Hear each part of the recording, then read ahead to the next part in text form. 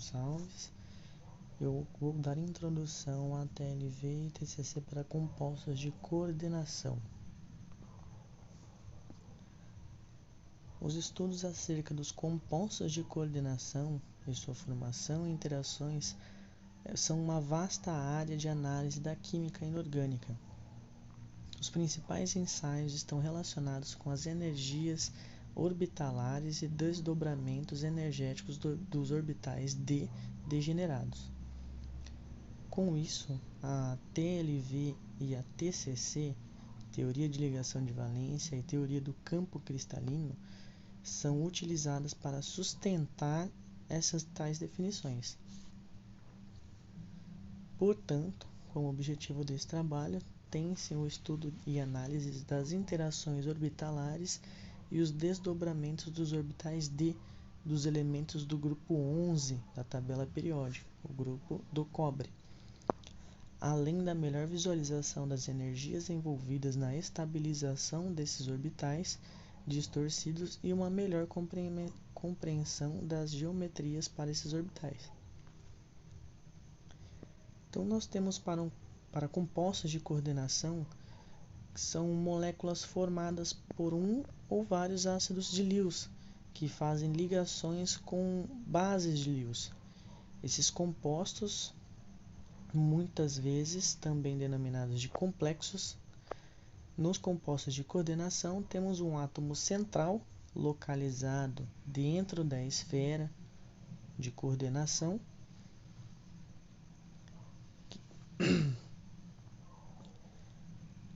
atuando como um ácido de Lewis, rodeado pelas bases de Lewis, que são os ligantes, ambos dentro da esfera de coordenação, tendo um contra-íon para estabilizar ao composto.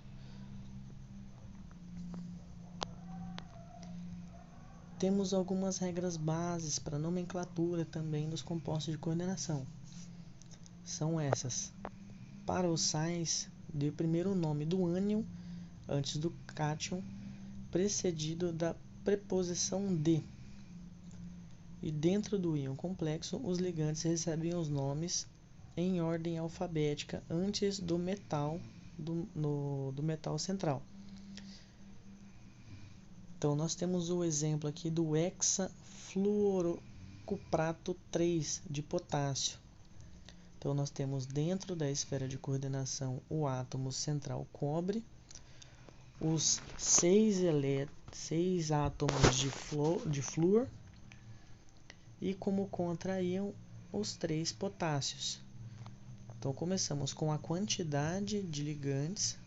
Então, o hexa, os 6 flúors, hexafluoro, o metal, o cobre, então hexafluorocuprato, a carga do complexo 3 de potássio, que é no caso, o cátion que está ligado.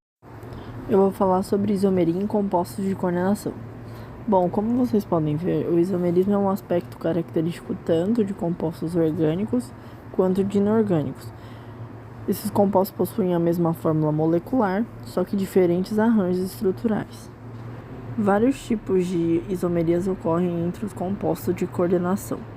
Quando, além disso, os agregados possuem a mesma ligação, só que diferentes arranjos espacial dentro dessa ligação, sendo chamados de estereoisômeros.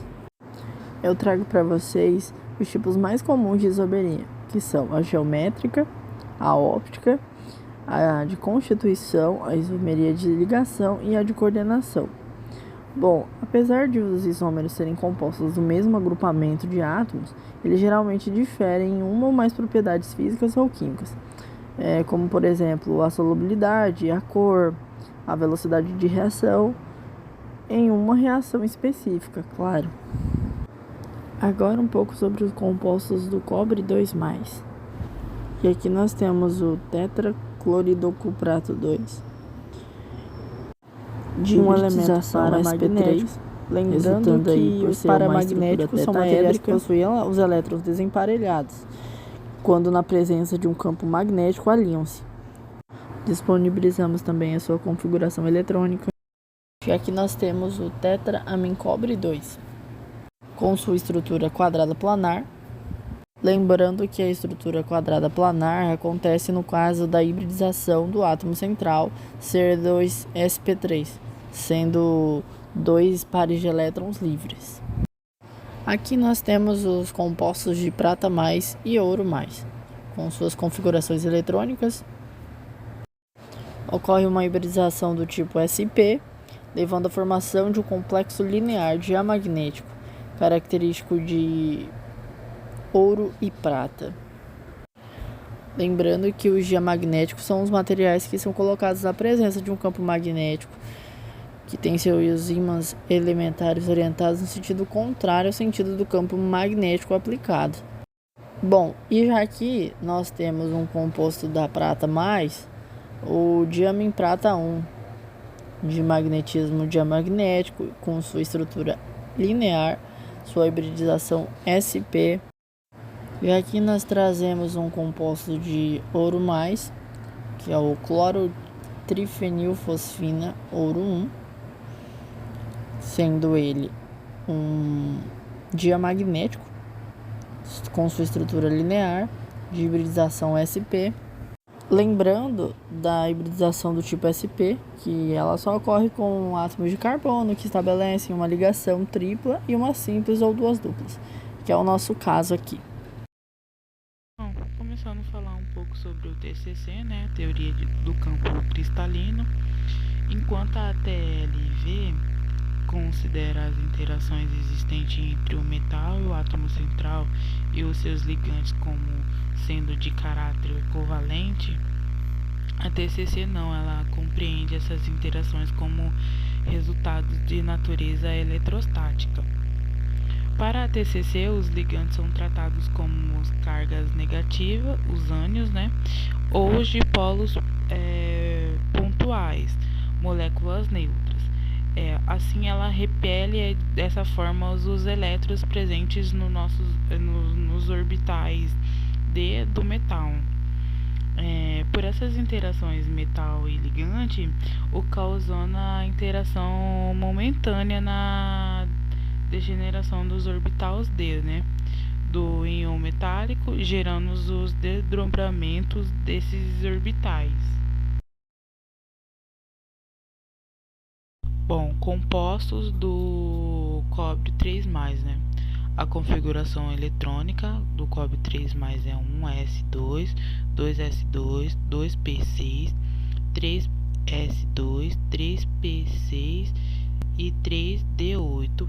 O composto é K3, cobre, ferro 6. O nome do composto é hexafluoroprata 3 de potássio. Hibridização é sp3e2 e o seu número de coordenação é 6.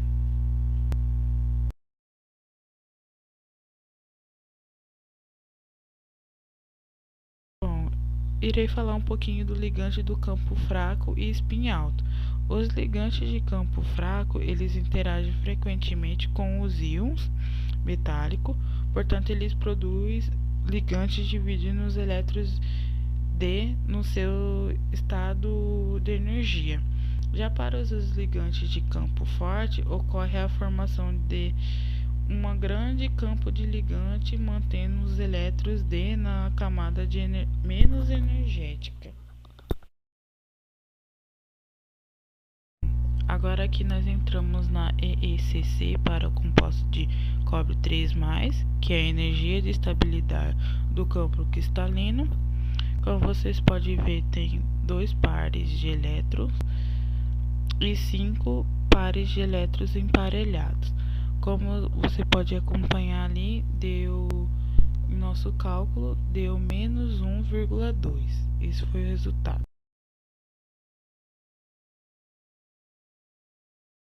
Entrando na suscetibilidade magnética para compostos de cobre 3+, são propriedades que só se manifestam na presença de um campo magnético externo.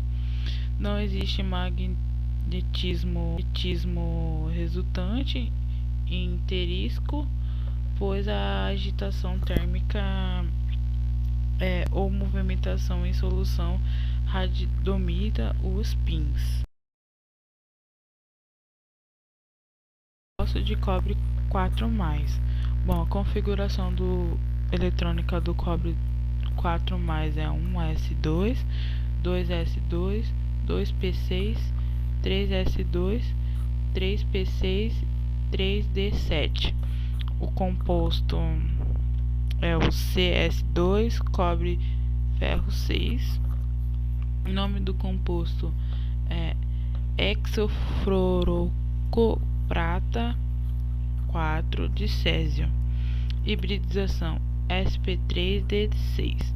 E seu número de coordenação é o número 6.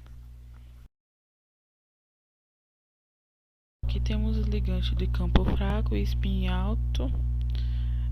2 pares de elétrons empalheirados e 3 não empalheirados. Bom, aqui temos EECC para composto de cobre 4+, que é a energia de estabilidade do campo cristalino. 2 pares de elétrons empalheirados e 3 não empalheirados.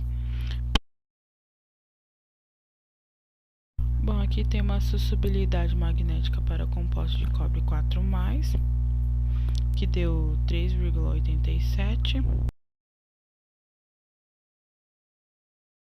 Ligantes de campo forte e spin baixo.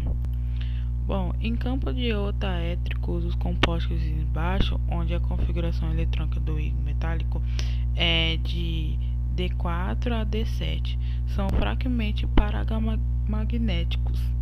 Somente os complexos D6 spin baixo são diamagnéticos.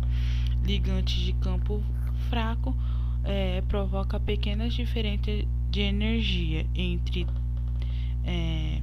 T2G e EG, e assim os elétrons são preenchidos os orbitais de energia mais alta antes de emparelhar-se nos orbitais mais baixos de energia.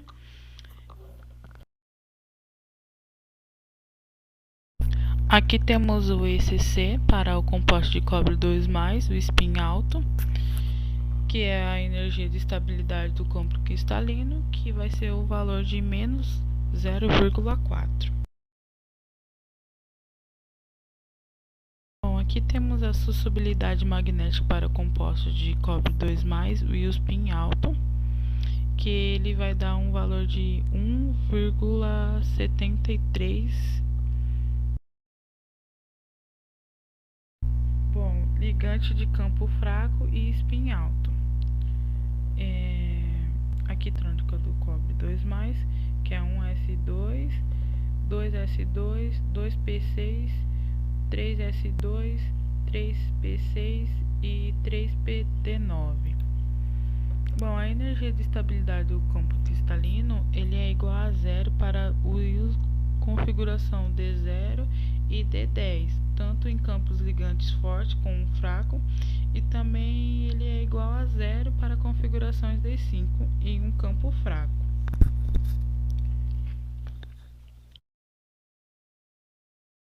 Aqui temos o ECC para o composto de cobre 2+, o spin alto, que é a energia de estabilidade do campo cristalino, que vai ser o valor de menos 0,4. Bom, aqui temos a suscetibilidade magnética para compostos de cobre 2+, o spin alto, que ele vai dar um valor de 1,73.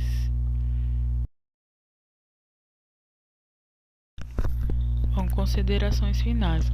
Como o ensaio realizado nota-se algumas curiosidades para os elementos do grupo 11, enquanto a prata e o ouro sempre apresentarão um rearranjo de elétrons devido aos seus altos raios iônicos, não envolvendo distinção entre ligantes do campo forte e fraco. Para esse complexo, o cobre apresentarão essas ramificações. Para os complexos de cobre que apresentam o número de coordenação 4 e 6, nota-se uma caracterização única quando se resiste à análise ao tipo de desdobramento envolvendo. Reflita diretamente na geometria do íon complexo formado, o que nos explica o porquê das interações e ser capaz de distorcer degeneração dos orbitais no metal. Bom, aqui tenho algumas referências onde o nosso trabalho foi tirado, e é isso. Até mais.